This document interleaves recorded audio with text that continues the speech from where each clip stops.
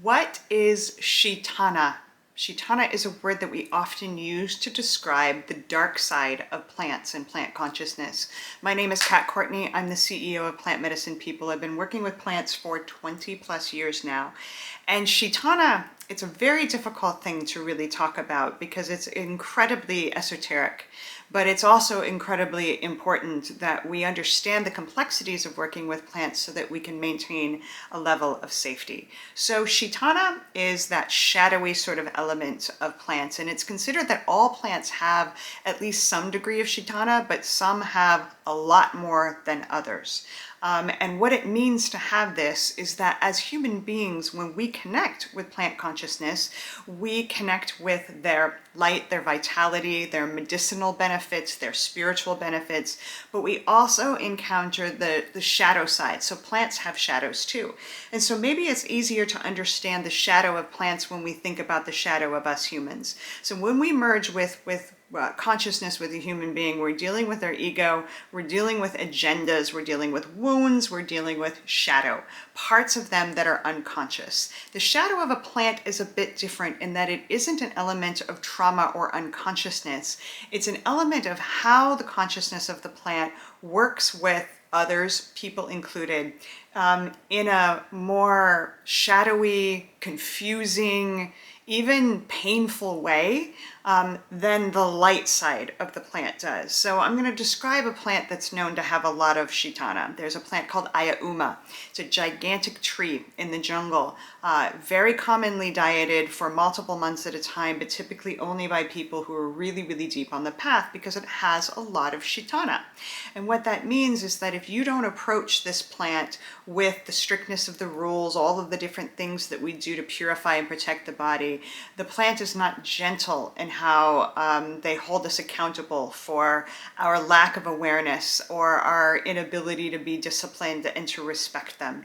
And so the shadowy part of the plant, it can come out in all kinds of different ways. But typically, the best way I can describe it is its trickster energy. It is energy that starts to mess with us as humans, our fragile sort of sense of connecting with the world.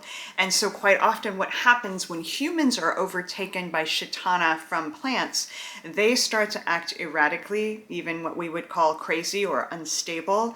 This is often also how really well-intended, respectable, strong, wonderful people on the path can suddenly start to engage in brujeria. Because the Shitana of the plant, a plant like Ayauma, can start, telling us we're shamans, we're powerful, we can control people or the weather or whatever.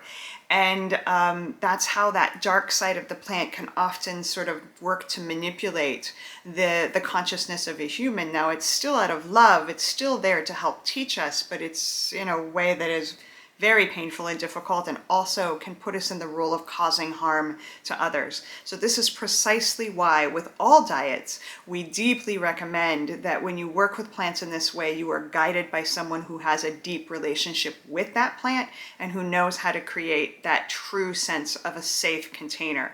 Because the more Shitana a plant has, the more essential it is to do this in a safe way, because there's so many different stories of people becoming unglued as a result of this sort of dark side of plants. And again, I want to emphasize that this dark side of plants is not a bad thing. It is a profoundly incredible way that they teach us. It's one of the reasons why plants with a lot of Shitana, like Ayauma, can be considered master teachers, because it's an incredible way to learn if it's safe and protected.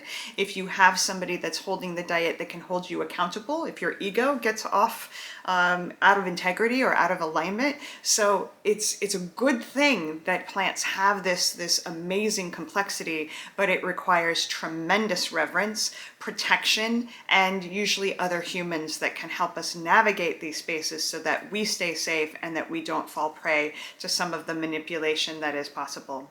If you have questions about Shitana, because I'm obviously just scratching the surface, please leave us a comment. Follow this channel for more content like this in the future. And thank you so much for listening and for caring about relationships with plants.